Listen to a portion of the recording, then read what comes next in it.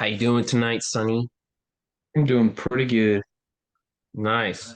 So there's been a little bit of developments that I'll poke my head back in to see what's going on with Dragonslayer. Greg Gillespie's highly anticipated by me and many others role-playing game. And I just want to make this discussion aware to people that like our channel. So are you seeing my screen, bud? So, Yes, I am. okay, so with Dragon Slayer, there's basically like a sample version of the game that's now available on Drivethrurpg. So go on there, download it, and take a look. We're gonna have a peek at it right now. So I'm actually gonna make this big so that we can, get a sense of it. So, first of all, what do you think of the text, buddy? Yeah, it's good. I like it for the feeling. Yeah, I think that you know, he wanted it to represent the actual cultural heritage he was pulling from. So he was pretty particular about little details like that. So let's go ahead and take a look at the credits and acknowledgments. So here we've got, of course, it's by Greg Gillespie, and I'm not surprised that he's credited with layout because he's very involved and particular about how he does things. So the cover art is by legendary Jeff Easley, who did, a lot of different um, promotional work for Dungeons and Dragons back in the day. And the cover design, again, I'm not surprised. Greg was specific about what he wanted there. And have you seen the cover yet, bud? I believe I have, yes. The Yeah. Let me guys let me sending into a dungeon. yeah, totally. Let me actually pull that up. Give me a second. I'm just gonna have to grab that from. Okay.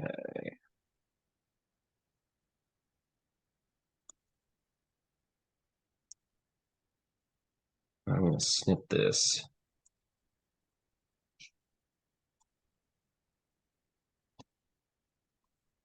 Okay, so here's what the cover looks like so far. This is a print proof that Greg is basically going through and editing for the publisher, right? So make sure that hmm, everything is worked out and it doesn't have errors and things like that in it. What are your thoughts on this, buddy? I think it is a very great cover for this book. I like it a lot. Hmm.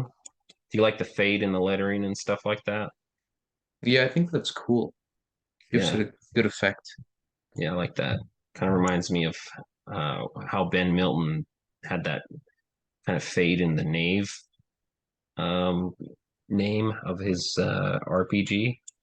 But anyway, here I'll just move that aside. Okay, so awesome. So it also has interior art by some really big names. Do you remember meeting Darlene, Josh?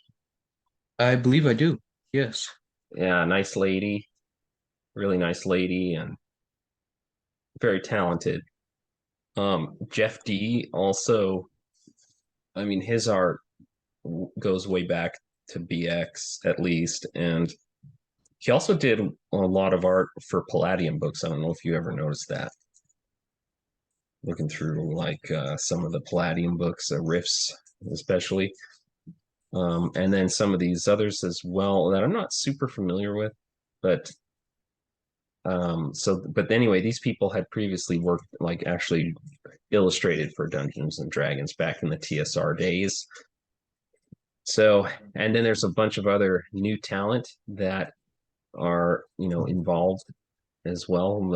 I think Ken and James really stands out as being, uh, you know, having distinguishment there because he's just really um, he's a really talented artist, and he's done a lot of great work for Greg already. That's already been featured. So we got a character sheet. Okay, cool. I guess we'll have a peek at it.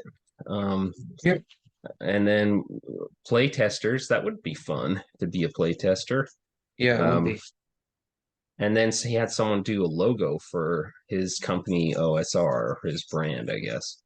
So it's kind of interesting to me. Like, so he actually was able to secure like a name like Dragonslayer and trademark it, right? And his brand is OSR, which is like the entire movement, So he clearly took some opportunities here to, capture those things and the excitement around those types of things, and is leveraging that. So that's good to see. Um, because it's always a little disappointing when people make up weird new names that you know what I mean, they can't, um, because of they have to come up with something new because of the copyright and stuff like that. But Yeah. I mean, it happens. It happens. But anyway, that's just kind of fun to see that. Oh wow, it's OSR is like the brand. Oh cool. Oh, Dragonslayer. Yeah. All right. Cool. Yeah. Instead of like dragon murderer or something, dragon killer. All right. So Hmm. here's our table of contents. So it's just a sample, right? So it looks like it's only 8 pages of game, which is fair. It's free.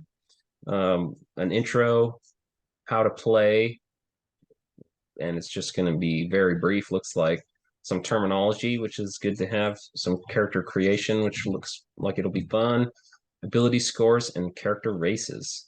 Notice that doesn't say species or ancestries or anything. It's good old classic races without any kind of shame or apology. It's just good old fashioned fun, and it's not trying to hurt anyone's feelings. um and the only people honestly that would be upset about that are people that you wouldn't want to play with anyway. Cool. So I mean, here it looks like he's given a bit of a, I guess, a backstory behind the game, which is really awesome. Um, Kind of talks about, you know, his mega dungeons that he's done. So far, there are 4. Did you know he's coming out with a 5th one pretty soon? Oh, really? That's cool. Did you Yeah, get it? I don't know much about it, but yeah, unfortunately, it's not available yet. So it'll probably have its own Kickstarter later on down the road. I'll certainly be looking into that. So in this game, um, the DM is called the Maze Controller. Any idea what that has reference to? Oh, yeah, I have no idea. Oh, really? I'm being sarcastic. Okay. Um, all right, let's see. Now I made you look stupid. Yeah, there we go. I'm just gonna pull that up. Give me a second here. I need to actually share sound. Hold on. Yeah, okay. Mazes and monsters, okay? All right, here we go. Robbie! Robbie! Robbie. Robbie! Robbie! Hmm. Pardue! What are you doing? Pardue. That's his character name. Going to join the Great Hall. You can't. It's a trap. I have spells. I'm going to fly. You don't have enough points. I am the maze controller. Gotcha. Maze control. Yes. And I Yes, have you're an absolute idiot. Yeah. Okay. So that's that. So that's where it comes from. It comes from the Mazes and Monsters TV show, movie, um, that was supposed to discourage kids from playing Dungeons and Dragons, but it's actually just kind of a, I don't know, It's actually makes it look really fun though if you watch the movie and it's like, whoa, that I want to do that. This is really interesting. It's basically like they do it like a LARP on the movie. And yeah, it just looked like a lot of fun. But then the guy like couldn't keep it together and you know couldn't come out of the fantasy, and it's just kind of silly. But anyway, so yeah, you're the maze controller, which is hilarious. That's that's completely deliberate, no doubt about it. But I guess he gives some specifics about playing. So you know, ask exact questions. So it's about asking good questions. So in order to ask good questions, players need to understand that the maze controller serves as their senses in the game world. So the dungeon master, the maze controllers should not be feeding you with information, right? He should just give you basically you got to think, right? The game requires you to use your brain. So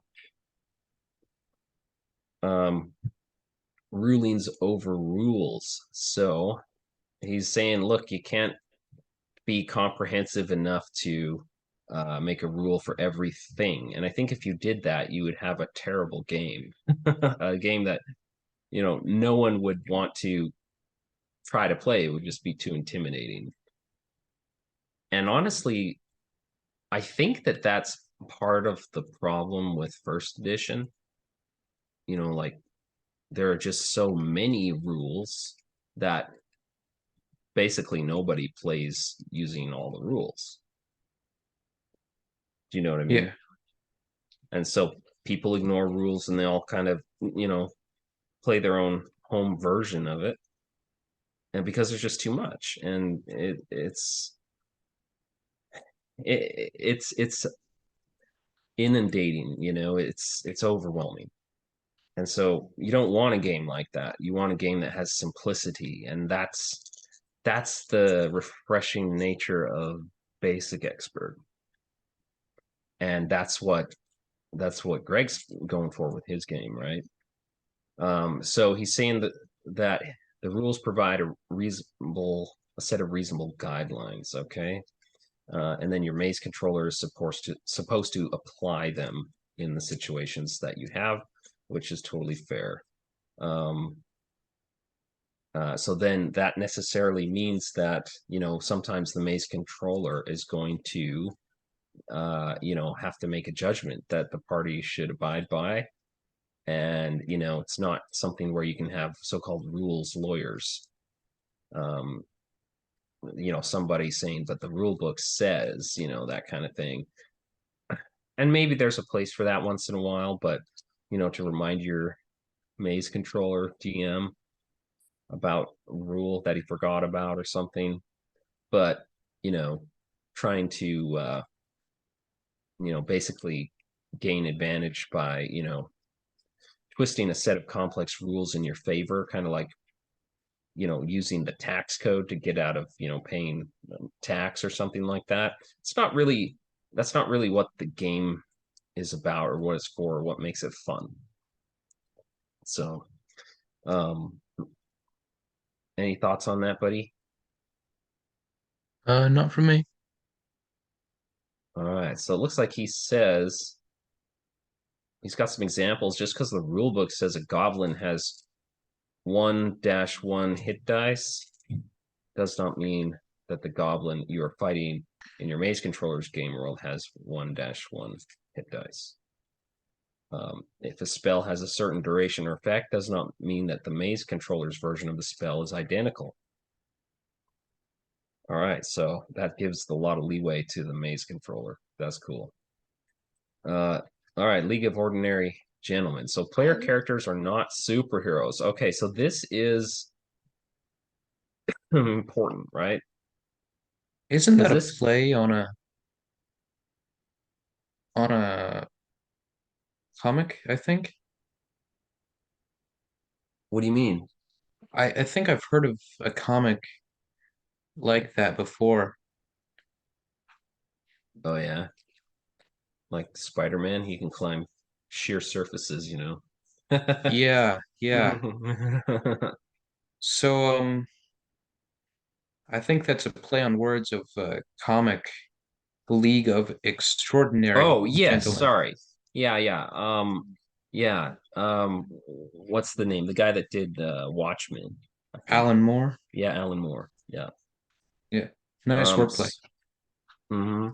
So yeah, I mean, and this really kind of sets apart, you know, um, the OSR from modern gaming, right? Like what people are doing with fifth edition these days.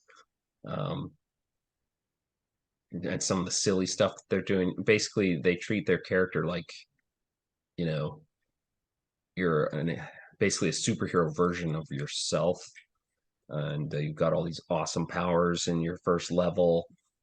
But that's not what Dungeons and Dragons was to begin with, right? And so this is going back to the basics, back to old school. So they're just ordinary people thrust into extraordinary circumstances, right? Yeah, So, I mean, you're going to have to use your brains and, some craftiness with your character. And it says, don't look to your character sheet to have all the answers, right? And that's another thing that, was one of the trappings of modern gaming, like basically you've got all these things listed on your character sheet. And so whenever you need to make a decision there, they glance at their character sheet and, to try and find options of what they can do. But, less of that is better. Cool. So game balance. Let's see some contemporary game companies and role-playing game products virtue signal about the importance of game balance to ensure player success. This is a lame and painful sanitation of the hobby.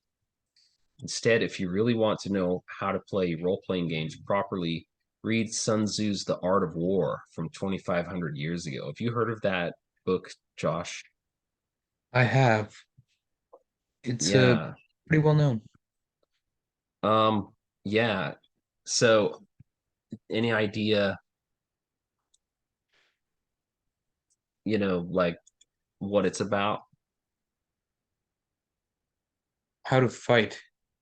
Yeah, I mean, so like Sun Tzu, he was like basically like a warlord or general um in Asia. Now I think we're talking Japan. And yeah, so basically he was very, very good at it, just a ruthless guy. And he wrote a book about, how to fight, and this is actually well read today. It's widely read because it's people apply it to all kinds of things today, like in business and stuff like that. So it is widely read. I think it's kind of in lockstep with uh, The Prince by Machiavelli. I don't know if you've heard of that one. So that's kind of like, how to deal with people in a ruthless way. That's Machiavelli. So Yeah. anyway, so that's some interesting reading. But okay, so yeah, so anyway, saying, look, if you want to stay alive, you need to do stuff like set ambushes, engage in deception, reconnaissance, right? So looking ahead to try and gauge the threats, um, fight on ground of your choosing. If your opponent outclasses you, run away, right? So can you imagine fifth edition characters running away? Probably wouldn't hardly ever, right? But in old school, you certainly did that. Like if it looked bad, you ran because you knew what was coming. Total party kill. All right, so who's in control? So classic fantasy RPGs are occasionally derided for game master fiat. So that means the game masters say so, right? That's what fiat is basically just the arbitrariness. That's why they call it fiat currency when it's paper, because like you just print as much as you want of it. That's why it's fiat currency. Yeah. Let's see. Or in this case, the maze controller. Although the maze controller does have agency, it is the players who control much of the game, right? So that is interesting there. So the key to success is to keep dice out of the hands of the maze controller. Choose to engage in combat. It's the maze controller's job. Playing the monsters to kill you. Okay. All right. Any thoughts about this? So basically, it's the players I like that that. are, yeah, the players are determining the destiny, right? The maze controller, and this is kind of takes you off the railroad, where the DM, the maze controller, is pushing you through a well-designed, linear, non flexible story, right? For whatever purposes. I like Cool. this because it's basically saying the players will need to think, kind of be smart, be sneaky. Yeah. It kind of reminds me like if you're playing like one of the classic stealth games like the original Splinter Cell, you can't really go in fifth edition guns blazing. Yeah. Well, I You're mean, gonna die. yeah, I mean, look what he says. He's like, look, if you don't want to run into random monsters, then leave before the first turn in the dungeon. Right. So it's gonna happen, and put on your big boy boots, and if you do not want to be killed, then avoid combat. Right. So no, yeah, don't go in guns blazing. Like, okay. So then we have dice rolls. So the maze controller rolls dice in front of the players. There are exceptions, right? When it needs to be a secret roll. But let's see. Players only roll when called for by the maze controller. Okay.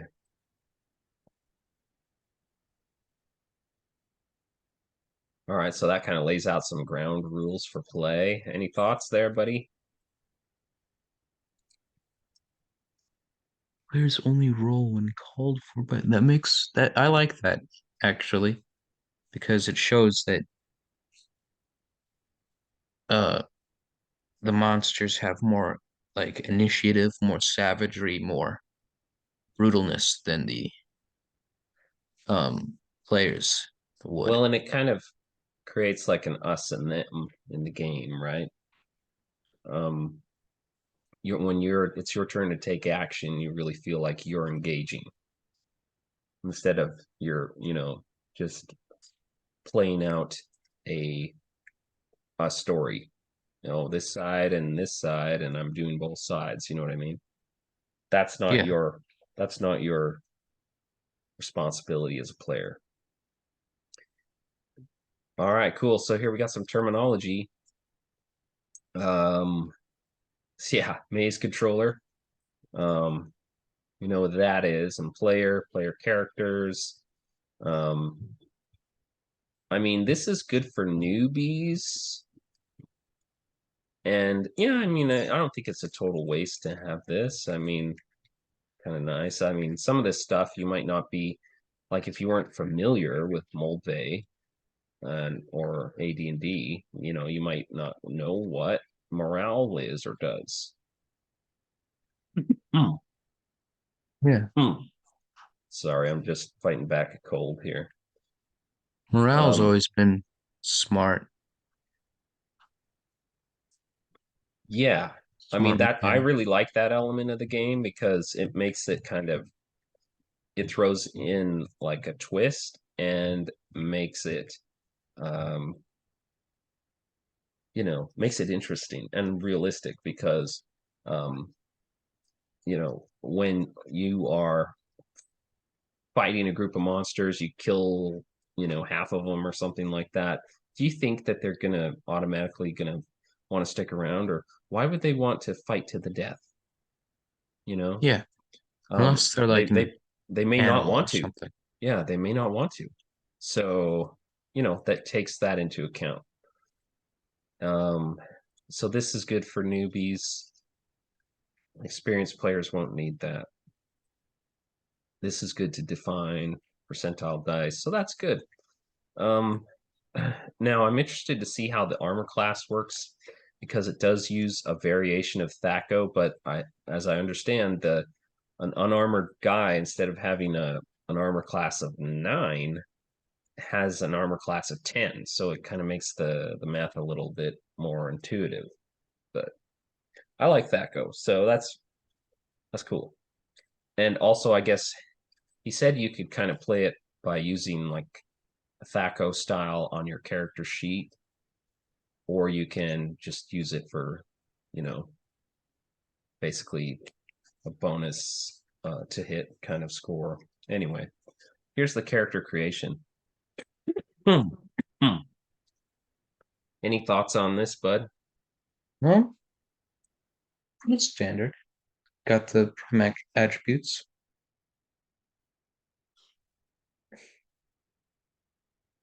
And the original way to roll them. Yeah. Okay. All characters die eventually. Yeah, okay. Players need to play their characters with intelligence and guile. So that's a very interesting way to start out character creation. You know what I mean? Because you're telling them that their player character is essentially and fundamentally disposable. And they don't tell modern players that, do they? Like these modern kids that get super attached to they put like their own selves into the play experience as their character, right down to the fact that they're going into a dungeon with a wheelchair. So if I'm nearsighted, I guess Lieutenant Tam going into a dungeon, yeah, fighting Vietnam in a wheelchair. Yeah. So if I'm nearsighted, I guess my character needs to be nearsighted, that kind of thing. So if I have some kind of a disability, then I guess my character needs to have that. Otherwise, I can't be happy with my character. Anyways, I have cerebral palsy. Yeah, I guess I gotta be Stephen Hawking. Yeah, I guess I'm gonna have to fantasize about myself always having this disability. Yeah. Anyway, all right. So players need to play their characters with intelligence and guile. Right. So it kind of starts off with a bit of a tone here about how to play your character. So begin the process of character creation with a new character sheet. Read through the character classes and races, get a feel for each ability.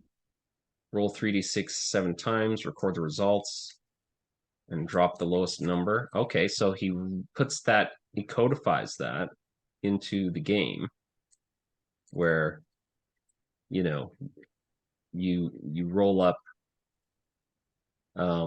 7 times and you drop the lowest. That's interesting. Yeah. Because I think a lot of people do that just as a cheat, but he's saying this is how you should do it. So I guess you wouldn't have to feel bad about doing that to play the game, right? And then arrange your remaining 6 numbers to suit your desired race and class. Okay, so it looks like, you pick your race and class first. Yeah. Which I have to say is a little different. Well, that's how modern players would be used to doing it, right? Like they come in with like an idea of what their character is going to be, and then they roll up their attributes, right? So whereas like with old school like Moldvay BX, it's like you roll 3d6 down the line, you get what you get, and then you scan the books to see, or the book to see what you qualify for, what class you're going to be. So it's a little different. I mean, I think this would be a lot more palatable to players these days, or to most players, because I think Yeah. a lot of players are not going to be loving the idea that, wait, you mean I can't pick my class or race or whatever? And by the way, it looks like race and class are separate in this game. So that's kind of the a break from BX, right? Because Yeah. BX, basic expert, that's race as class. So this is more of the AD&D style of play and philosophy. Okay. Based on your ability score results, select a race and class. There you go. So race consists of two groups. There's humans and demi-humans. So the demi-humans include dwarves and cyclops men. This is a race that he had in his Dwaro Deep mega dungeon, right? There's also elves, half-orcs, halflings, and gnomes. So pretty stock stuff, except for the cyclops men. And gnomes, I think, is probably less seen, but it does still. Did they have gnomes in AD&D, buddy? I'm trying to remember. I don't know. Well, there definitely had half orcs. I mean, I could figure that out. I could pull that Yeah. up right now, but And I gotta say, they've got a good amount of stuff to keep the races new and interesting, but not too much that it's just overflowing. what do you mean by that, bud? There's a good amount of races to pick from, but just not too much. That's been my biggest issue with like fifth edition, and like whenever I would like play it, my biggest problem is picking out a race because there's so many. Oh yeah, It's like, what do I want to be though? It's like there's so many choices and you don't know which one to pick. So I just constantly shift and it just gets annoying at a time. So I prefer less options. yeah, totally. Sorry, I'm just looking for my AD&D PDF, and I am having a hard time finding it. So never mind. Maybe I'll just move along. Okay. So anyway, um, yeah, I mean, that's kind of a thing, like that paralysis of too much choice.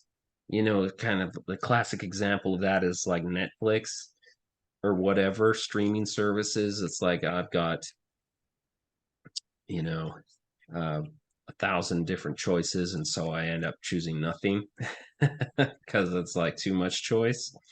And so that's like a real human issue, right? Because human beings get that kind of paralysis. We kind of get overwhelmed with an abundance of choice.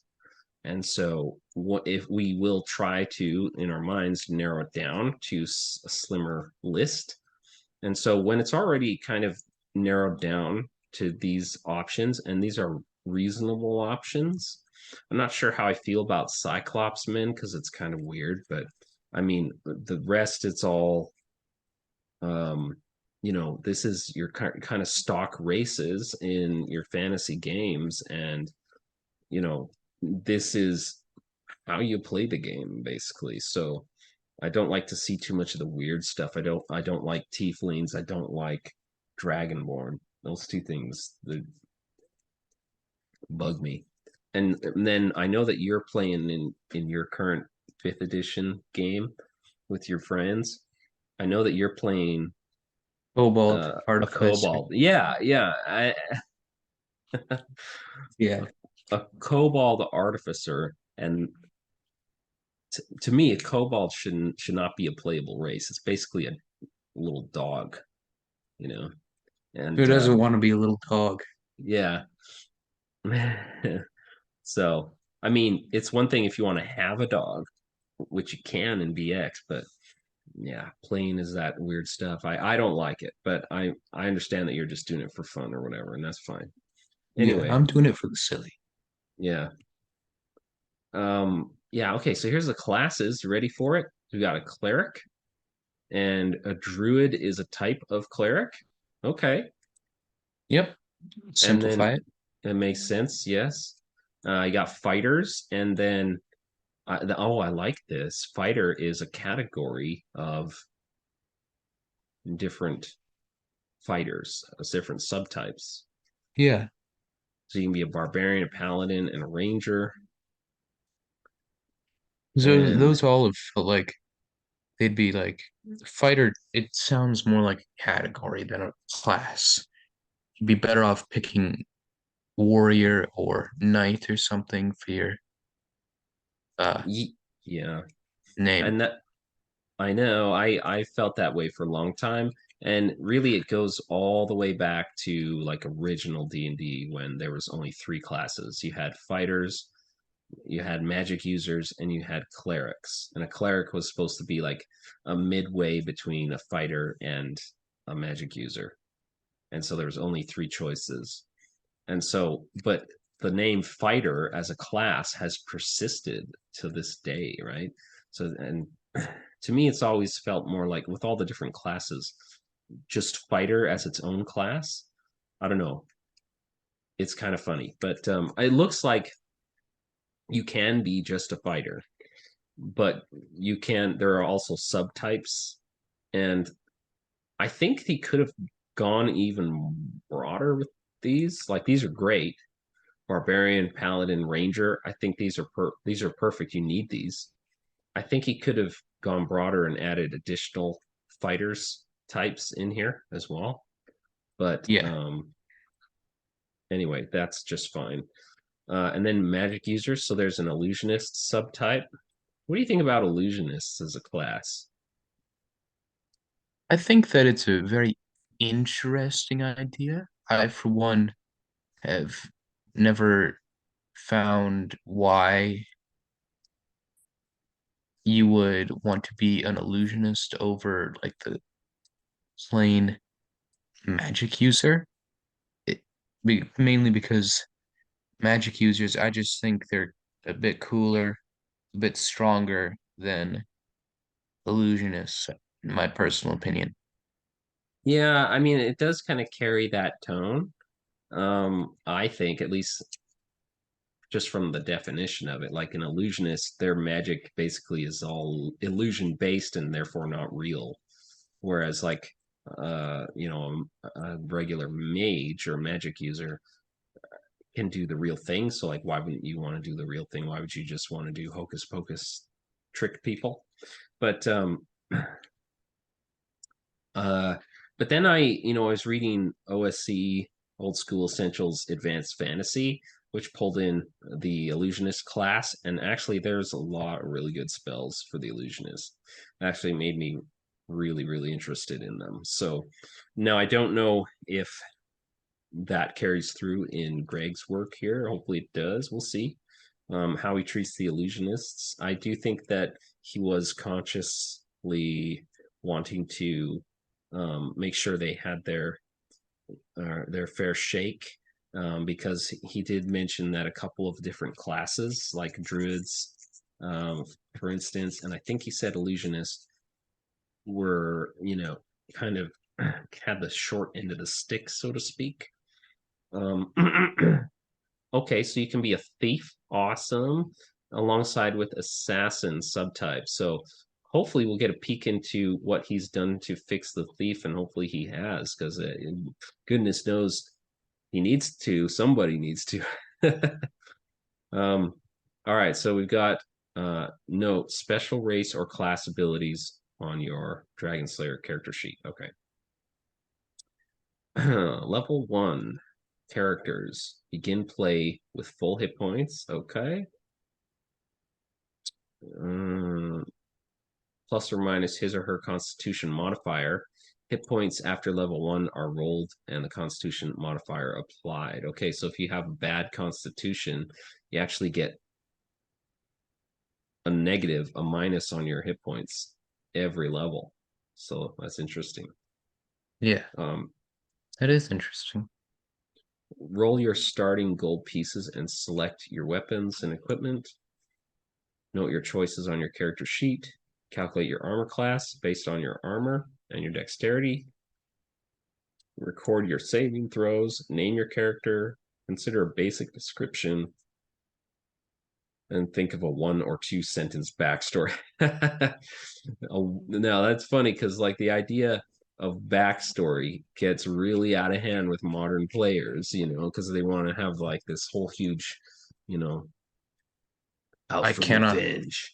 Yeah, I can't imagine making yeah. backstory longer than 2 or 3 sentences for a D&D character. Yes, but so many people do. Like they want this whole elaborate backstory, and then they want to expect the DM to like basically build their game around the character's backstory. It's kind of like, um, main player syndrome or whatever. Main character syndrome. Yeah, main character syndrome. Exactly. Yeah. That's what it is. And I'll say is that my character's backstory, I did share it with the DM, my kobold's backstory. And it was quick, 3 sentences, nothing long. And only using 3 sentences, it has become longer and interesting because it allows for a lot of room and growth for further into the story. That just makes things better and funner for players, in my opinion. Oh, absolutely. I think you really hit a very interesting concept right on the head because, by leaving it kind of open-ended, you're not limiting how that's gonna, come into play in the game, so you can really build upon it the wider open it is. So in other words, the less you write for your backstory, the more possibilities you have to really kind of wind that into your gameplay, right? So, no, that's cool. All right, so let's see. So here's your ability scores, are often called attribute scores, because they are called 6 attributes, he calls them, so that's good. So you have strength, intelligence, all the stock ones, right? Like there's nothing different about the attributes, which is good because if it was different, then you kind of have a sense of I'm not really playing D&D, am I? You know what I mean? Yeah. I mean, like I'm just thinking of like Dungeon Crawl Classics, which I think is, phenomenal. I think it's just looks like lots of fun and it's extremely well supported game, and it's super entertaining art and everything involved with it. But it's got like a luck attribute, which I don't like because I feel like luck is all a function of the dice, right? Because there is no such thing as luck beyond random chance, right? And the dice reflect random chance. So to have it as an attribute makes no sense to me. But RPG Pundit actually addressed that because I brought that point up on one of his live streams, and he said, well, think of it more of like, a score of divine favor, right? So if you have a high luck, then you're kind of favored by the deities and things like that. And so you kind of have some bonuses to. Okay, all right. So if that's the case, then I feel a little better about it, but still, I guess, yeah, I can get around it if you define it that way. But Yeah. anyway, Okay, so we have strength, and here's your modifiers for strength. So you've got a +3 as the highest modifier at 18. So basically, if you hit top dog, then you get the +3. And if you're lowest of the low, then you're -3. I like that. What do you think, bud? I like it. Yeah, 9 to 12, you're middle of the road, no bonuses. Makes sense. And if you roll like, a 14 or something, I mean, you still get a bonus. Like, it's not like you're a weakling, Yeah. you know? And people who are up here are just exceptionally strong, Like, that's a very strong person. And this guy is like Conan the Barbarian or something. This guy is huge. It's Yeah, that'd be Arnold. like, It's Arnold. Ah, Arnold rolled an 18. He's yeah, going to kill you. All right, sorry. the 18 right there, that's just basically you are Mike Tyson or Sam Langford, and you can knock anyone's head off if you really wanted to. Yeah. But Sam Langford wasn't super strong though, right? He was like pinpoint accurate, and Yeah, he but that's just dexterity though. punched hard too. He was Yeah. like incredibly powerful puncher for his size. Ranked number 2 when it came to boxers, I think, by a sports outlet. Okay. Well, that is cool. All right. So here we have intelligence. So intelligence, there we go. So this is kind of your, applying knowledge. Interesting that he describes intelligence as applying knowledge. I wonder how he describes wisdom, because I always thought of wisdom as the application of knowledge. And it, you know what I mean? Anyway, um, all right, magic users and illusionists require high intelligence, of course, because they're casting spells. Now, one thing about this game is that it is the Vancian magic system, unabashedly so. So there's no modification to the quirky magic system, which to me is disappointing. I don't like Vancian magic in the way that magic is done traditionally in D&D. And here was, I think, a beautiful opportunity to change that into something more reasonable. But to him, it was a non-negotiable. It was going to be Vancian magic. And I'm not sure exactly why that is. Maybe it's for like game balance reasons or something. But I don't like the justification for having to having to only do one spell a day, right? You forget how to do Yeah, it. And then you have to study. it gets pretty silly. Because I mean, if you like think about it, if you're in a dungeon for multiple days, are you really going to be studying your books? No. I mean, come on. When are you gonna have time to do your studying when you're traveling and stuff? Anyway, and that all that studying and memorization every single day, I mean, that'd be a crappy life. Anyway, all right, so let's see. What kind of bonuses do you get? Okay. Languages. All right, so if you are very smart, you can have up to 3 additional languages that you can read and write in. So, and it looks like okay, so if you are, below, if you're 6 to 8, then you can only partially read and write your own language. You can't read or write if you're 4 to 5, and you're unable to read, write, or speak if you have an intelligence of 3. Okay, that's fair. Yeah. All right, wisdom. This is the capacity to understand and gather spiritual insight into the nature of existence. Okay, that's cool. I like that. I mean, that's like, this is solidly a spiritual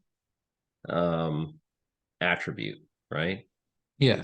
It's very much, the spirituality, and it kind of, it's kind of goes like that in real life, like some people have a spirituality to them and others don't, you know. And so this kind of captures that. Yeah.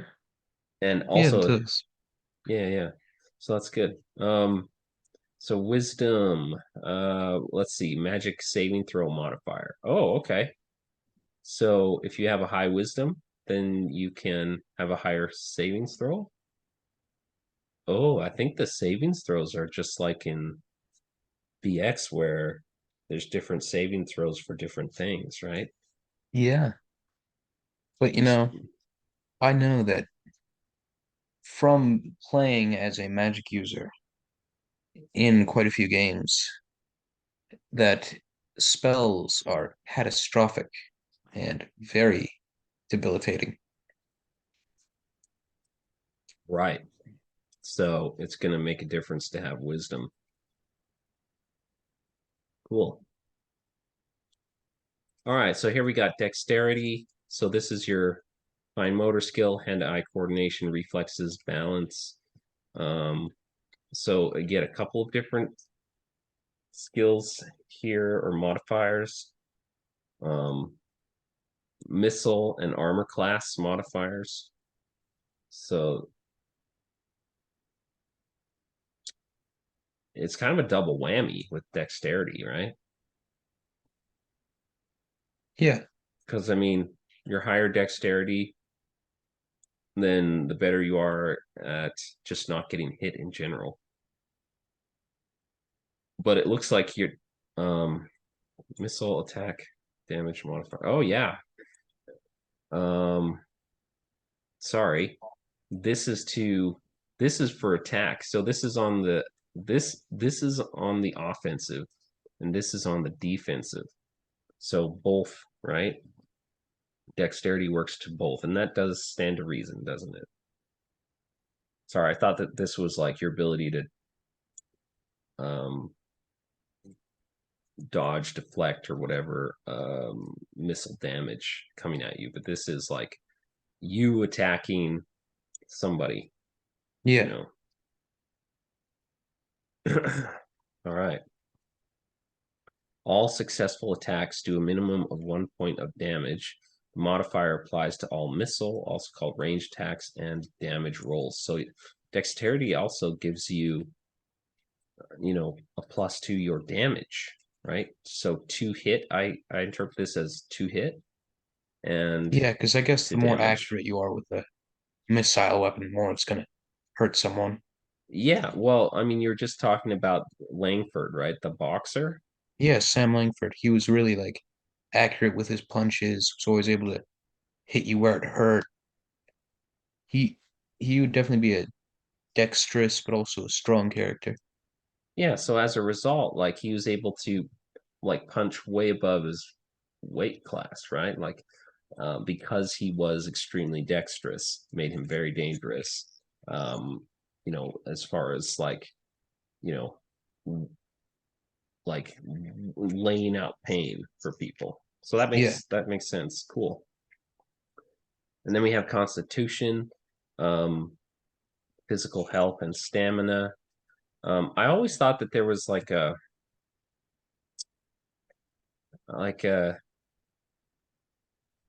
big connection between Constitution and strength that but the game's totally disconnecting them. You know what I mean? Because you Yeah, could have a because guy if with you're like strong, you can probably take punishment. Unless you're like a right, bodybuilder. right, exactly. And if you're strong, you're not going to be sickly, right? Anyway, but such as it is. So here's you do get a hit point modifier.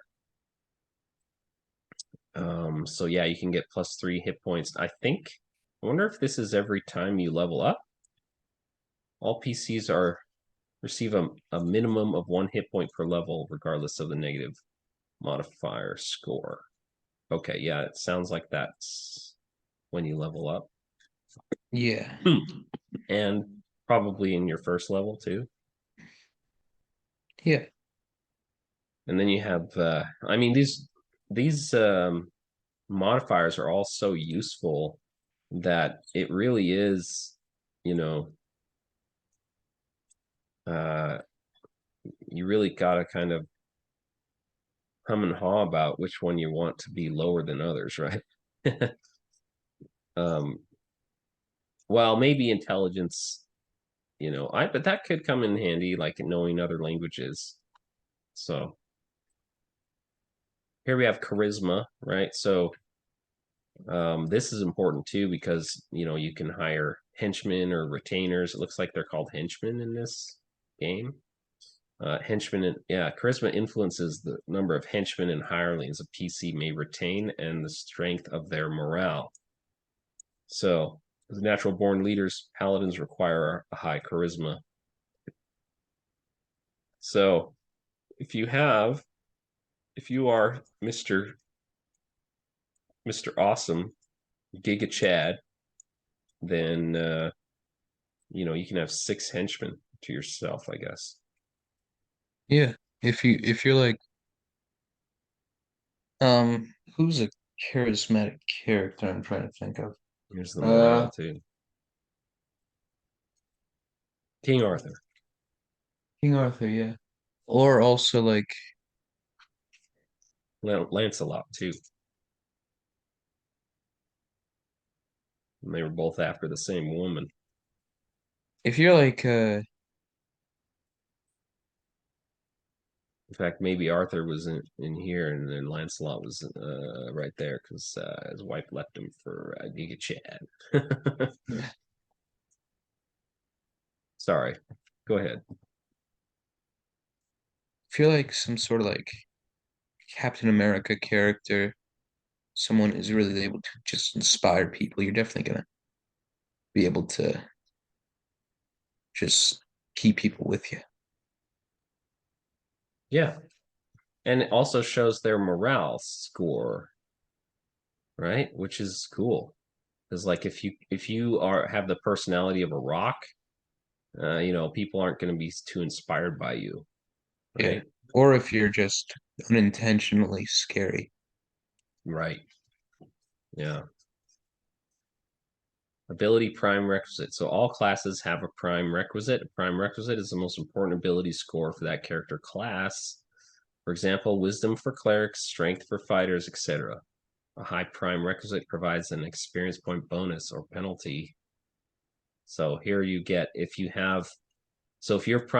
a fighter and you have, between 13 and 15 as your strength score, then you get 5% plus 5% on all your experience points. So that's a lot like BX. That's a feature that was in BX. I'm not sure about AD&D. It could be. I'm not sure. All right, here's the character races. So races consist of the two groups, humans and demi-humans. Okay. You could be a half orc, which is cool. We've talked about that before. We've got a picture coming up. So the ability scores generated in the previous section must meet or exceed the minimum requirements of each race. Humans have no minimum ability score requirements, so they're the most versatile. And then demi-humans require at least one ability score to be eligible. So let's take a look at this picture, shall we? Yeah. What do you think? I mean, accurate depiction, I'd say. My goodness, isn't this awesome? Yeah. I think it's phenomenal. And it's got good height modifiers for everything. So that you can kind of determine your character, because that might be important. You never know, like, if height and weight would ever change anything. Like, maybe you gotta carry a guy around. Make sure you're strong enough to carry him. Yeah, I mean,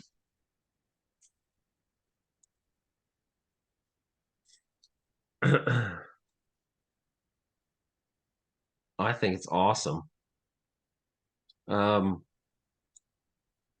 here's a copy of the player's handbook. Let me just flip through this for a second. just to kind of compare. This is the same cover that I have actually.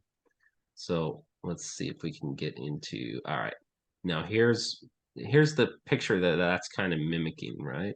So if we could zoom in a little bit, and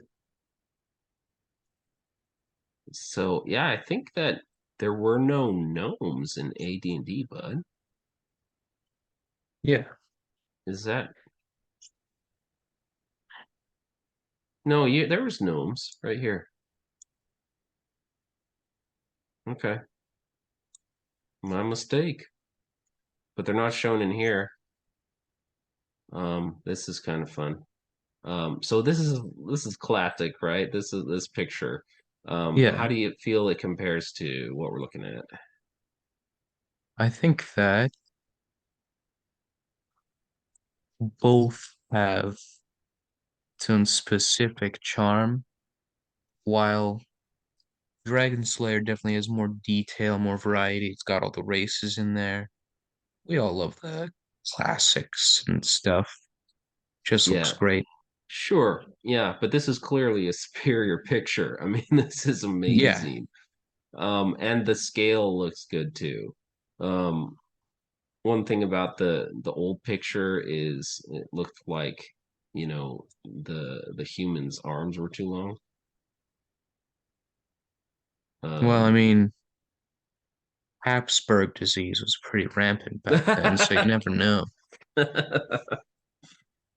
the half orc looked silly, like just Half silly. orc It's reminds me of an orangutan.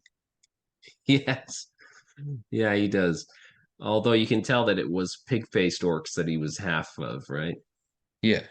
But yeah, no, this looks good, and it's making the half orc like he looks like he's not inconsequential, physique wise. Look at that thick neck, but at the same time, he's not a big hulking monster either, right? Yeah. So, um, so that's good, you know, because you don't want half orcs to be out of control huge, right? Because orcs themselves are not, they're only a one hit dice monster, right? So, um, Yeah. Of yeah, but I course, love, I've always had that little theory where orcs, they don't eat well, they don't exercise well, they're lazy and sadistic things. So they can never really like escape being a one hit dice creature. And they could really be like, what a half orc is, which is strong and big and powerful. hmm. Yeah, and I Because guess that's, it makes sense that orcs would mainly just kind of laze around, and especially if they've like established a big enough like orc settlement with enough slaves and stuff, they just kind of they'd laze around and they'd get fat and they'd get pretty weak. yeah, well, that's an interesting way to think about it. And I guess if humans are the most versatile and you're half human, you're going to get some bonuses from that, right? Because humans can go way up in level and everything. But anyway, this is great. I love this picture, man. This is awesome. I think this elf is amazing. She looks great. And that's, she looks very petite and, kind of, I Like guess, an actual elf, otherworldly. Yeah. And so, properly elfly. yes. And then this halfling, what do you think about him? The halfling. Goofy little Ah, thing. yes. Yeah. He I looks like pretty him. good, I'd say. Of Hmm. course, Yeah. nothing goes wrong with a little bit of the Samwise Gamgee and Bilbo Baggins, Yeah. Um, Lord of the Rings halflings, the or half the orc here hobbits. compared to old fashioned half orc. What are your thoughts, bud? Well, the old-fashioned half-orc, I don't think they were fully kind of realized physically yet. You can pretty much tell because they're a lot more monkey-like than I orc-like, in my didn't quite opinion. know where they were going with that. Yeah. And with this half-orc, I don't know if there's like enough of the half-orc sort of clues in there Well, he clearly looks like because he looks big and he looks pretty beastly. ugly, Yeah. but I look at his humans can get big and ugly. yeah, but he does look So, pretty like look at his ears and stuff. He looks pretty I like it. I think it's good. yeah. I quite like that. Um I wonder if Greg's version has pig-faced orcs or not. I hope so. Yeah. Um and then the dwarf, what do you think of the dwarf, buddy? Dwarves, I think that's it. Perfect dwarf. Yeah, Yeah. looks pretty hardy. Yep. Cool axe. I'd make them a little bit bigger, a lot more meat on their bones, but pretty good. And then here you've got the human, and he looks awesome. Like his outfit is awesome, and the reason that he's looks is he's dressed so cool like this is because Greg was very particular about being realistic with armor and medieval dress. So throughout the Yeah. game, you will notice like that the way they look, it looks rather authentic. It's not like a you know third edition kind of you know They're spikes on your armor and all that crap. the armor is cool, but it's also you could wear it. Yeah, it's kind of got an authentic look to it, which is awesome. And Cyclopsman, what do you think about this? Cyclopsman, it's a very interesting idea, and they're definitely not horribly monstrous, but I guess since I've never really been one to be amazingly interested in the idea of cyclopses, I'm kind of neutral on them. Hmm. Yeah, if you blind them, they're in You can trouble. blind them pretty easily, but I'd imagine he looks pretty strong. Got big hands and stuff. Hmm. His Certainly hands is look to be the ugly. size of the human's head. Certainly is ugly. Yeah, Um, how about the gnome? he looks like a. I think he looks pretty good for a gnome. Does a I've gnome never strike you considered as gnome as like a choice of my character race because not my first choice? yeah, not really where I'd go.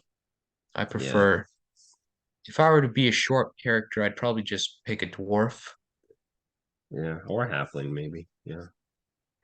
because I prefer dwarfs because they get to be like 4 feet, like in the higher 4 feet, and like it doesn't make me feel like I'm like this small thing.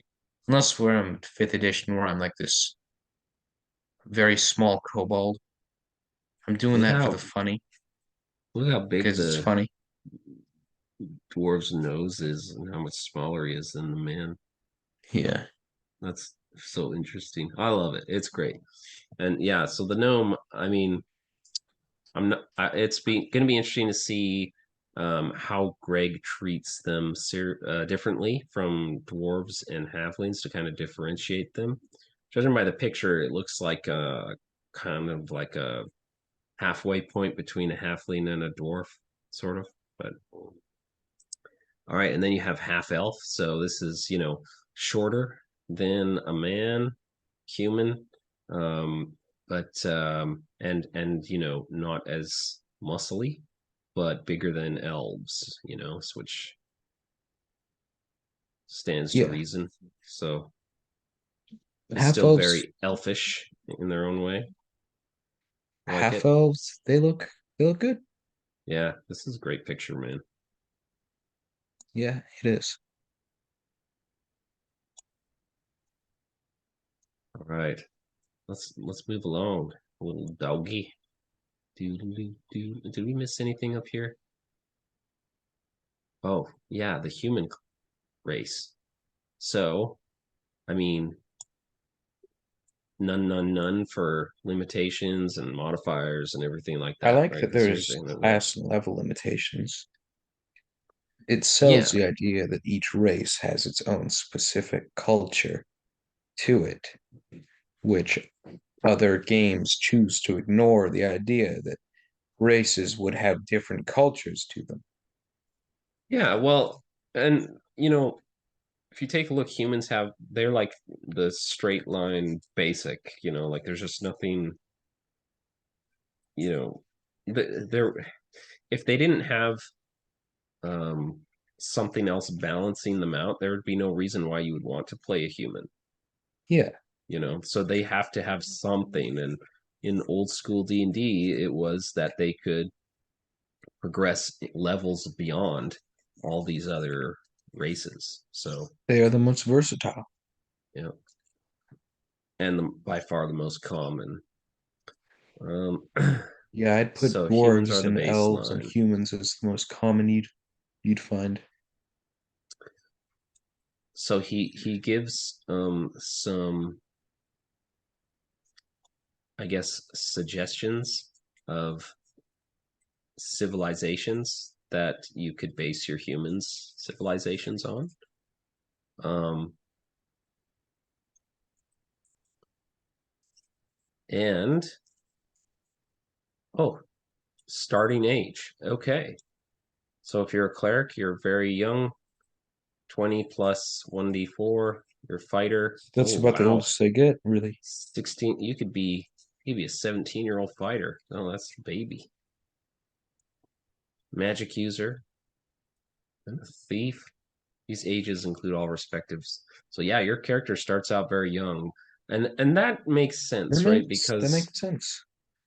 of course You you're going would to be at first level, you're going to be a young one. You're going to be you're gonna be a kid. just starting off in your career. Yeah, you don't have the experience yet. You get that as you go. So, all right, human height and weight. So this is, of course, I guess that's average height. 5'8". That sounds about right. I don't know. 5'9" is about average height for Americans. Okay. Yeah, a little over that myself. I think you are too, aren't you, bud? I'm 5'7" currently. Okay, you'll make it, I bet. I'll get there. Okay, and then weight. Well, I mean that varies widely. But I guess if you are, in a society that doesn't have all the type of processed foods or whatever we eat, the garbage that we eat, then we wouldn't have too many fat people. Not a whole bunch anyway. Except the rich people. Yeah. In the book of Judges, there's that story of that warlord guy that was super fat, and he got stabbed by one of the freedom fighters from Israel, and the knife. He was so fat that the knife and the hilt and everything went like swallowed up inside his fat belly. It's an amusing story. Anyway, so here's Cyclopsman. Um, Very strong, very endurant, as yep. you'd expect. And they So, have negatives to their so they're not intelligence, as overly you smart, okay, and they're not especially spiritual and wise and charisma because they're ugly. yeah. And I guess, um, okay, so here's some class limitations. Fighter 10, Paladin 8. Oh, okay. So I think, sorry, does this mean these are the classes they can have? Fighter and Paladin? Or can they be any class and they can only go as high as 10 and 8 in these respective classes? I don't know. I think until the full rule book, I think we're gonna kind of interpret that in sort of any ways you'd want. Hmm. Because Yeah. Cyclopsman probably be a barbarian, is what I'd expect a lot of them to be. Okay, so they're really tall. Kind of. This is interesting. Oh, they only live for 50 years. Interesting. Okay. Cyclopsman. This kind of tells you how to role play a Cyclopsman, which is cool. Kind of Yeah. tells you. I like that. That's a really cool touch there. Cyclopsman racial abilities. Okay, like how much they can move in around. So dark vision. Can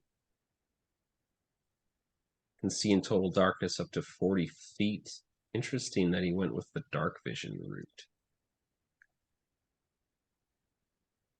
Because that's not very popular in old school because it's almost like a cheat where you don't need Yeah. a lantern or, I or guess a that's kind of torch. balanced out with the fact that they're not they're not going to be a very good wizard. Actively searching, they may detect her hidden or secret doors. They're superstitious. Unable to consume alcohol. It's a lethal poison to them.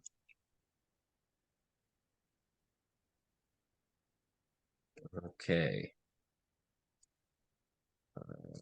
Depth perception. They possess poor depth perception. -2 on all ranged attacks. Okay, that's good. They're resilient to harsh environments, so heat and cold. They are immune to poison gas.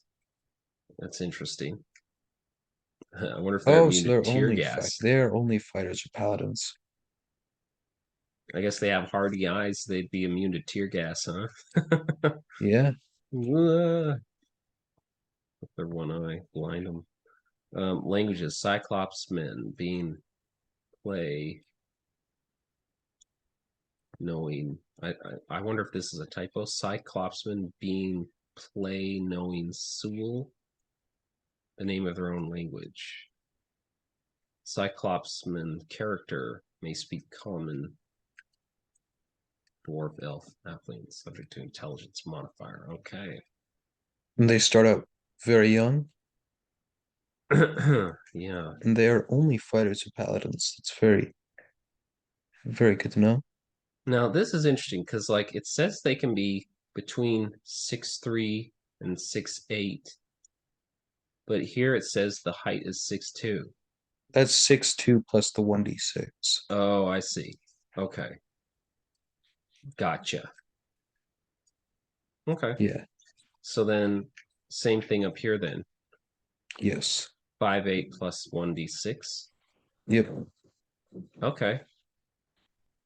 So at a max, that would be about 6'1" for a human. Their Got it. average, I'd say their average would be about 5'10". Okay.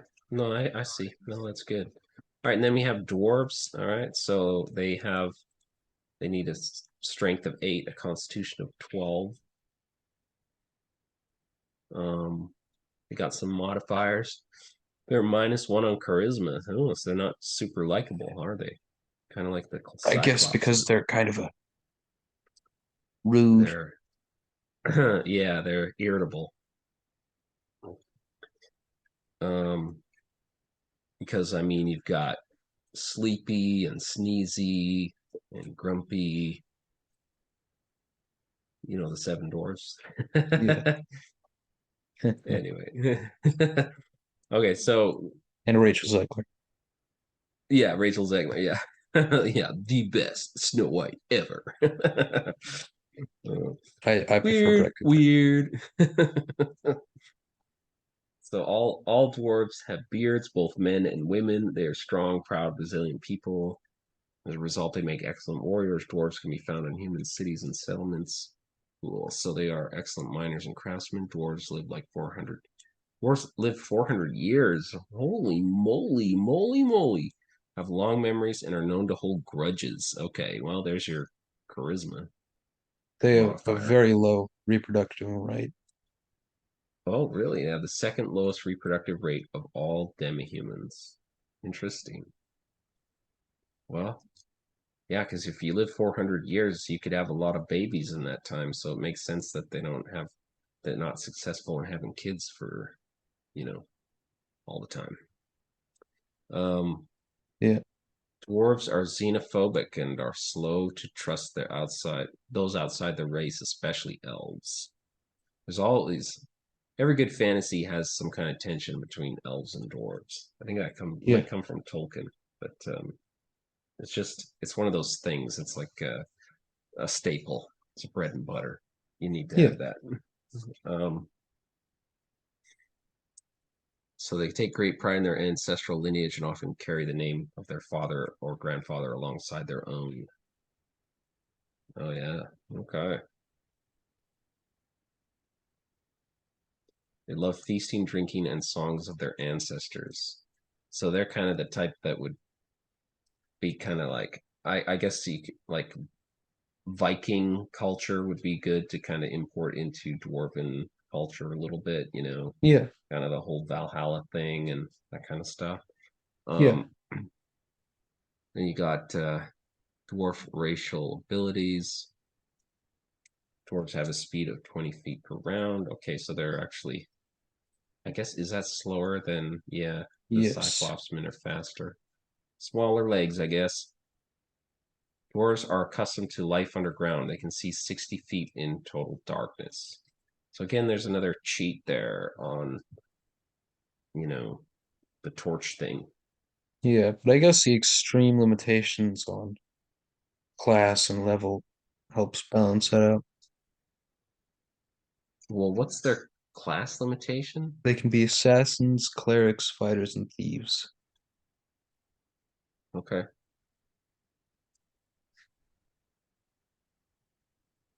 And that's as high as they can go in level.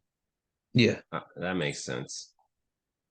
Interesting. You can be a Cyclopsman paladin. I'm not sure if I like that. Yeah. Might be like a different interpretation of paladin. Okay. All right. So then we got dwarf racial abilities. Dwarves have speed. Okay, yeah. Stone sense. They can feel the earth beneath their feet. Have a 1 in 2 in a d6 chance of detecting stonework traps, false walls, new constructions. That's like pretty sure that's it's pretty staple old school stuff, and I like that. Gem appraisal, appraise gemstones. Yeah, they're the miners. Saving throw bonuses are sturdy and resilient. They have all these saving throw bonuses. That's good. That's cool. Yeah.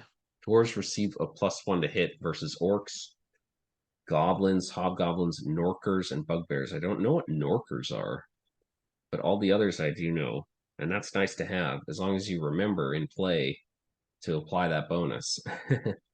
Dwarves seem like a good frontliner class, frontliner race. Hmm. Okay, so weapon restrictions. They may not use the two-handed sword. Yeah. Armor class size adjustment when attacked by larger than man-sized monsters. Dwarves receive an armor class bonus of 2. Is it because they're just Harder to hit something small. okay? Thief skill bonus. Dwarven thieves receive bonuses to pickpockets, find traps, climb walls. Cool. Languages. Dwarves begin play knowing the Dwarven language. Dwarven character may select a common gnome, goblin, or orcish. Subject to intelligence modifier.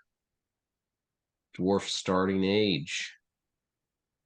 So you'll, start at 45 or 50 or 60 in your beginning. And here's your height and weight. I like that. That's cool. Yeah. Elf. So here's Elves, your they requirements. have the most classes currently with So races. they have a dexterity of 1, a constitution of -1, so they're kind of faint and not as hardy as dwarves who have a constitution of +1. Yeah. I guess I'll sort of like put this in a bit of boxing terms. Is a dwarf would be like, I guess, what was his name? Joe Frazier, and an elf would be a bit more like Muhammad Ali. Okay. One would like He's stocky. one would be moving Joe around, and Frazier. the other would kind of be like just pressing on. Yeah. It's big and scary. All right. So here's elves are lithe sylvan demi-humans with subtly pointed ears. Elves are extremely fair in complexion, eye, and hair color. They have defined facial features. Elves are slightly shorter than humans. Although elves may be found in human cities and settlements, they prefer their own secluded woodland communities away from civilization. Elves live in harmony and balance with their environment. Elves live for 1,000 years. Zoinks! Due to their long lifespans, elves are highly skilled warriors and craftsmen.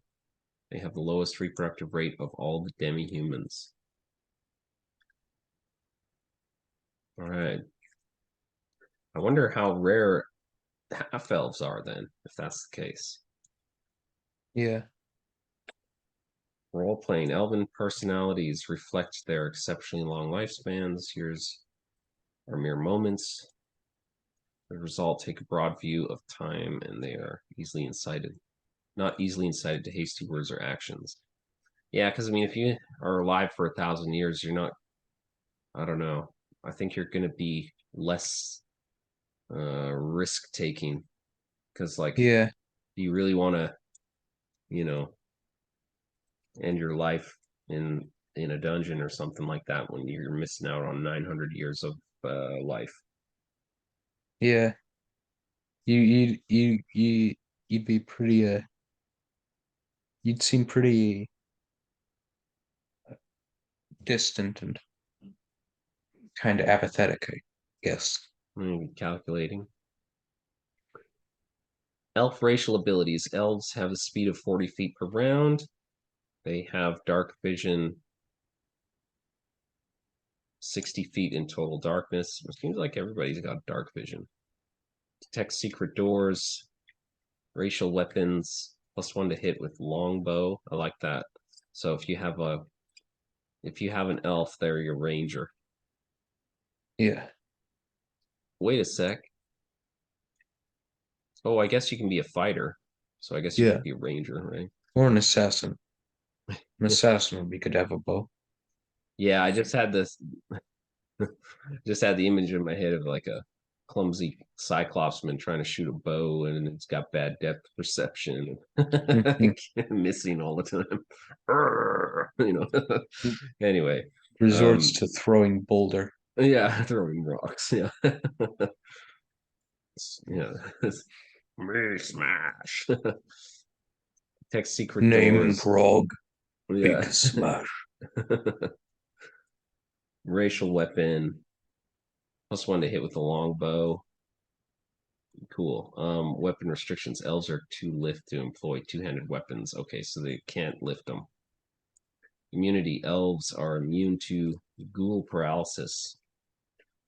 And that's from old school. Elves are 90% immune to sleep and charm spells. Ooh. Thief skill bonuses. Elves receive bonuses to pick locks and a bunch of other things, which makes sense. They probably would make a good thief. Languages. Elves begin play knowing Elven and Common. May select Ancient Common, etc., etc. So if you're a cleric, you start at 180 years. If you're a fighter, 125. If you're a magic user, assassin, thief. Okay. Cool. All right, on to the gnomes. So They're smart and they're hardy. they are, but not altogether likable. They kind of get that from their dwarf cousins, I guess. Must be because dwarves, they're boisterous and loud. Gnomes are kind of just eccentric. Hmm. They can be assassins, clerics, fighters, illusionists, or thieves. Oh, so they can't be a straight up magic user, but they can be an illusionist. Okay. Gnomes are short, stocky demi-humans. They are not as thick-set as dwarves, but are sturdier than halflings. They have large heads and noses. Gnomes do not grow beards, but males are known to grow prodigious mustaches. Okay. Gnomes live in human settlements, but prefer to dwell in subterranean complexes. Gnomes live for 300 years, and like dwarves, have a low birth rate. They're similar but different from dwarves and halflings. Like dwarves, they possess an affinity for earth and stone and are outstanding miners and craftsmen. However, unlike dwarves, steeped in ancestral heritage, gnomes live for the moment. They have an eye toward the future. They are known for their ingenuity and inventiveness. Gnomes are outstanding alchemists and possess a unique aptitude for illusionary magic, and dwarves don't do magic unless they're clerics, right? Yeah.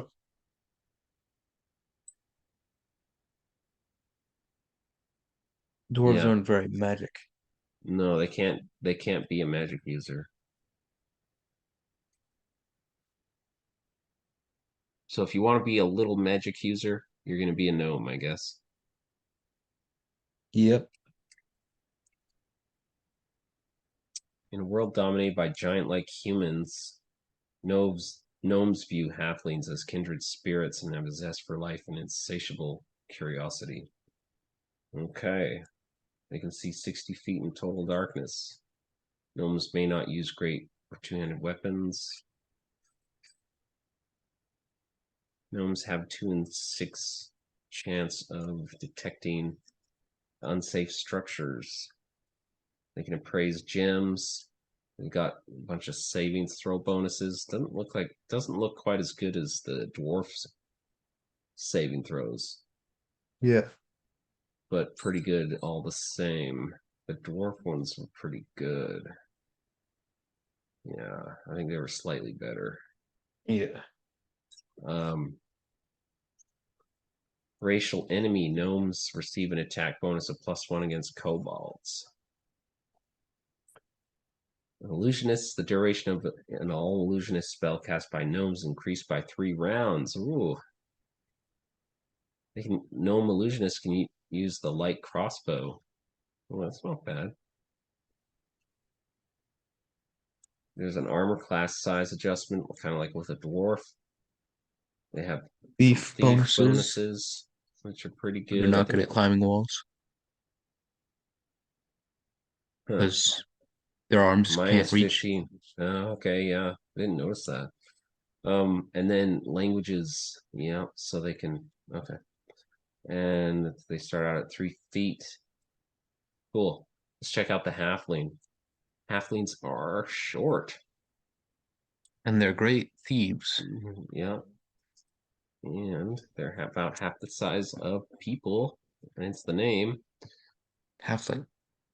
Male halflings are incapable of growing beards, but may grow sideburns or mutton chops at later age.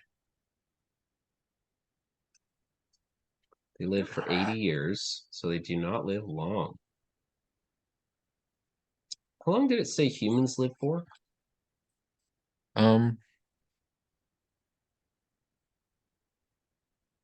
60 years. Oh, okay. I guess that's because of the time considerations. Yeah, medieval times. All right, so halflings live a little longer. They face prejudice due to their height, approach the world with a joyful nature. Halflings are notoriously curious, childlike, and enthusiasm. They love life's simple pleasures. Ale, food, pipeweed, and social. Their social nature allows them to fit in any party of adventurers. And as many of them are kleptomaniacs. That means they like to steal. Humans use the derogatory term peck to refer to halflings in reference to the unit of measure. In response, halflings refer to any humanoids taller than themselves as lugs.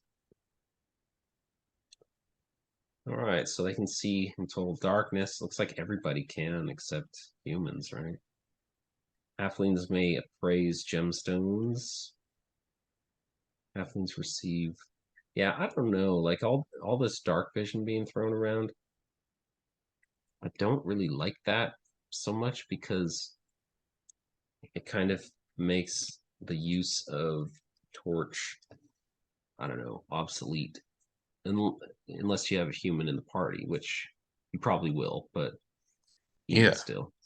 because humans don't have limits. Halflings may appraise gemstones. They've got pretty decent saving throw bonuses.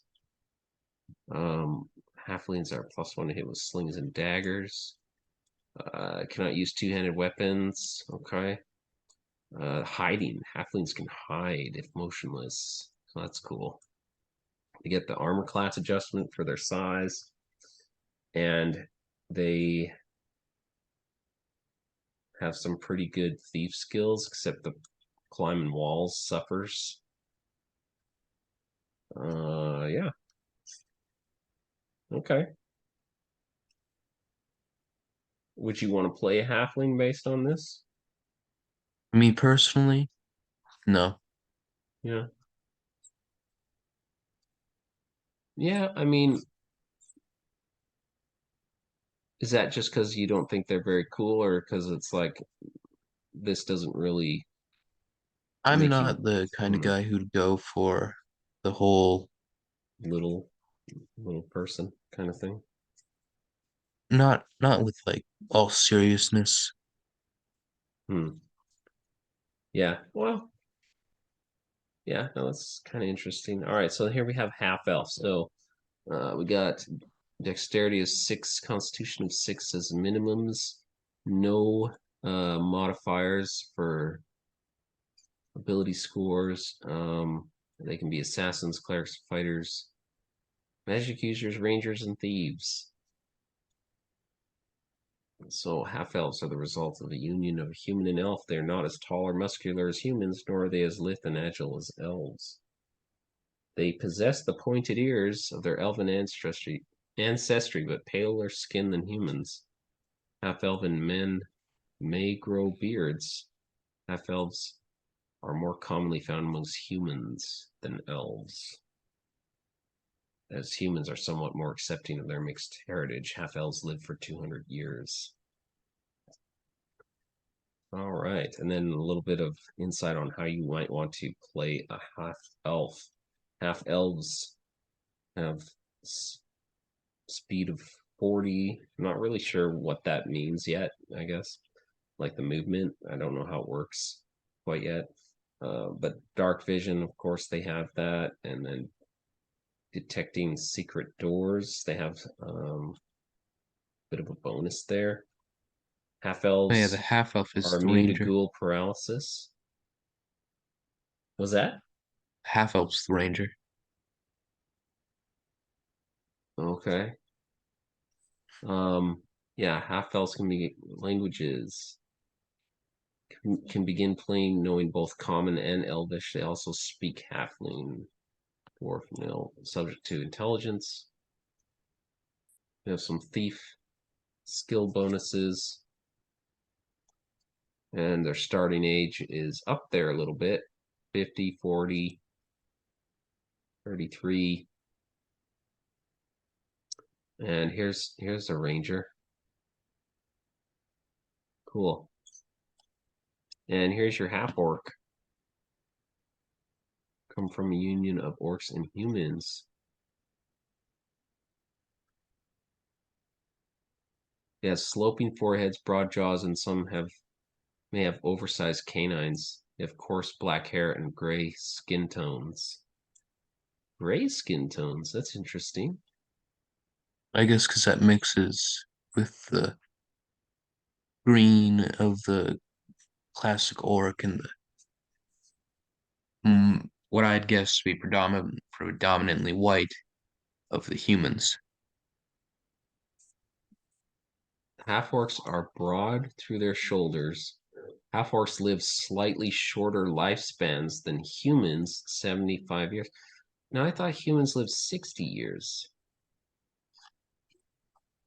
I'm not sure. I wonder, is that another typo? No, indeed, it does say 60 years. Doesn't say 80. Might be.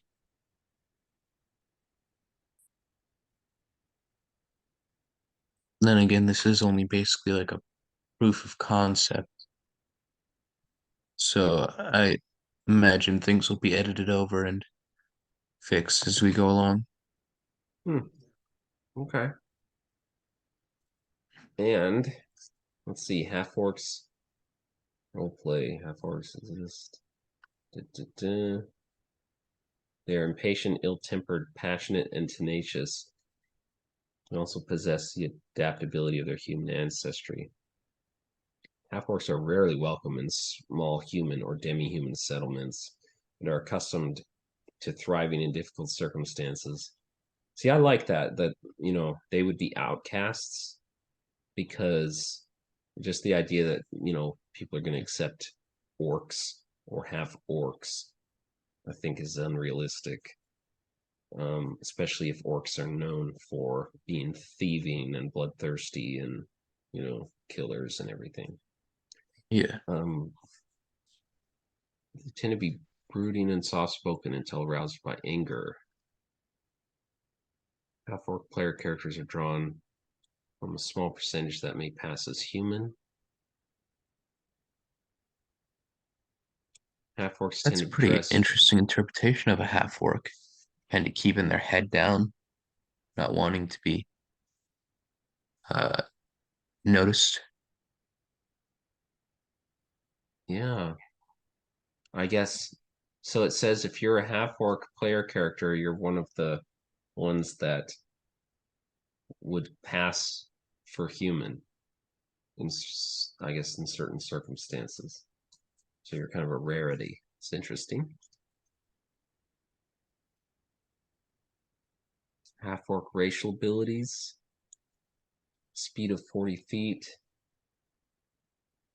Dark vision up to 60 feet. So tracking, half-orcs can track in the wilderness.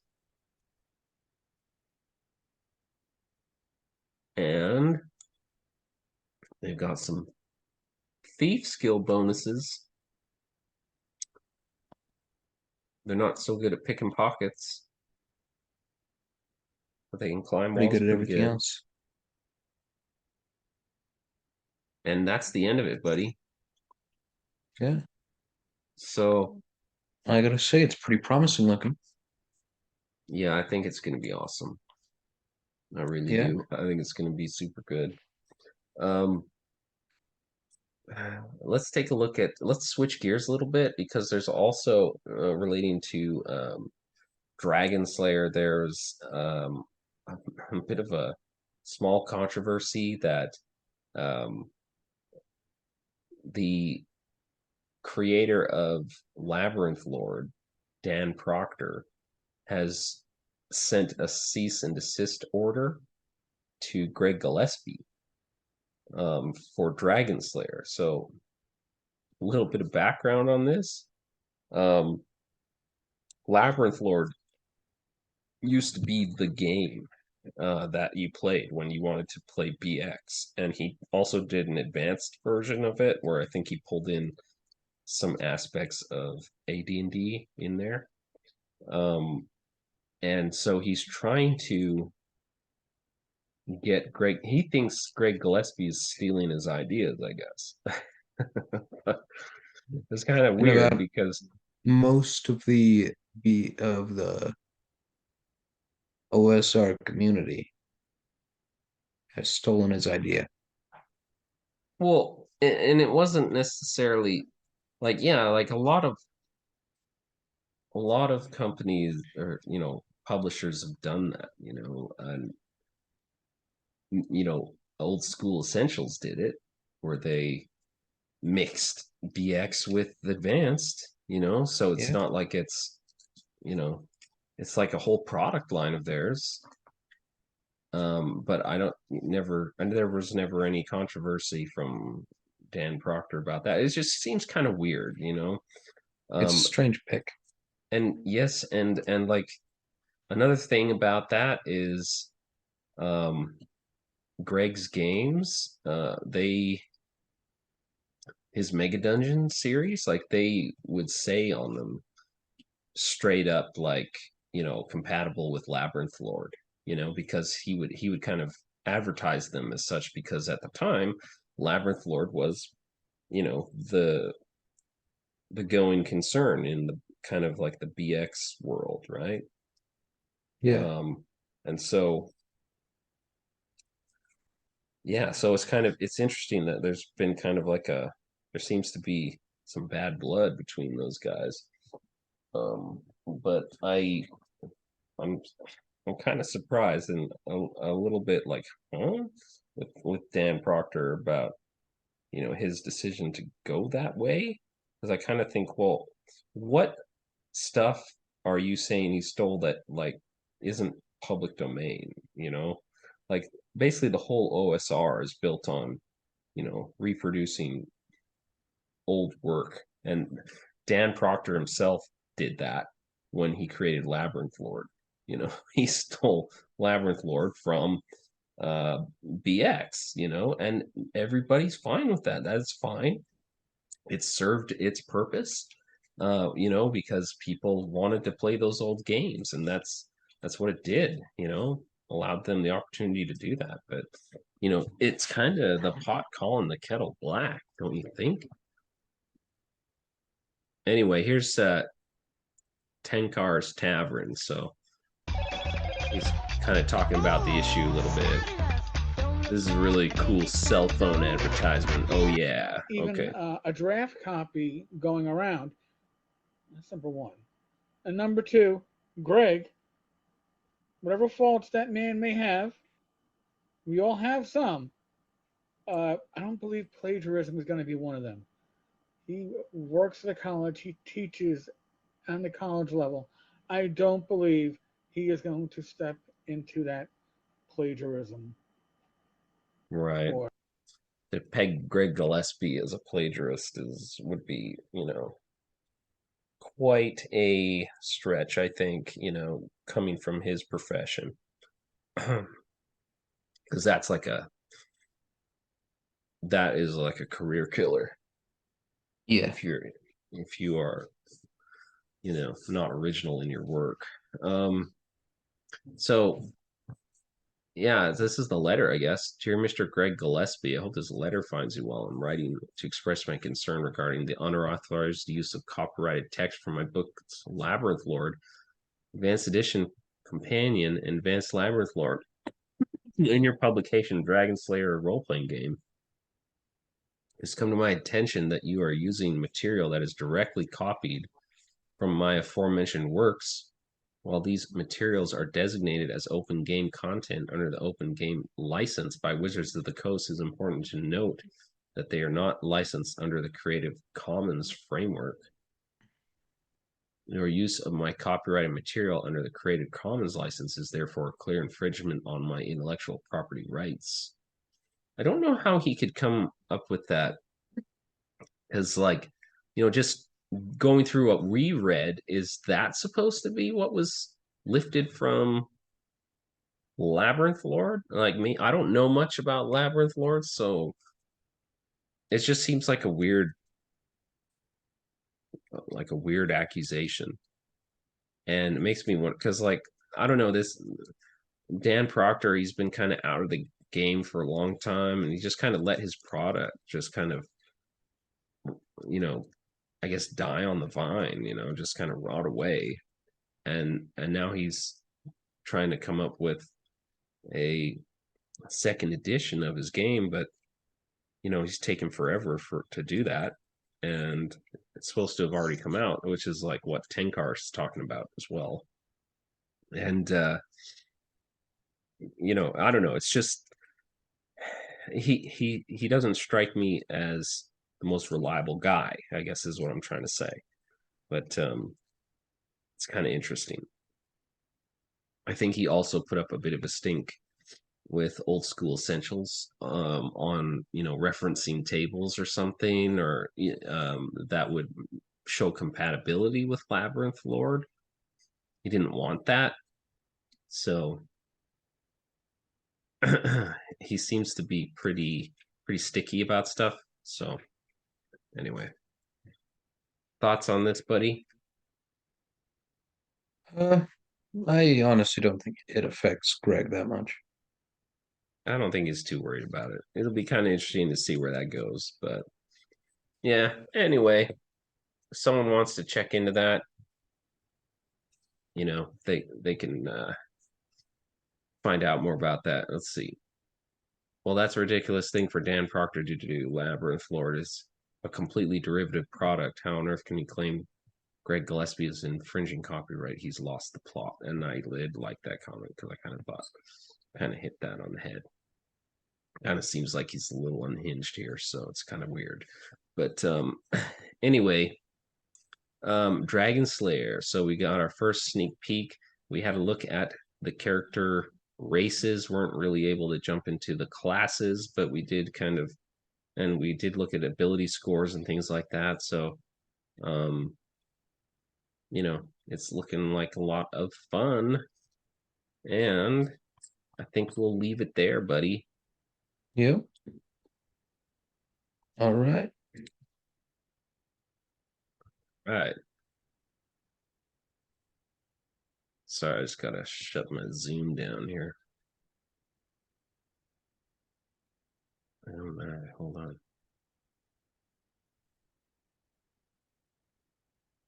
All right, I'm just gonna see if I can close it. All right. Thanks for joining. Take care, everybody. Bye. Bye.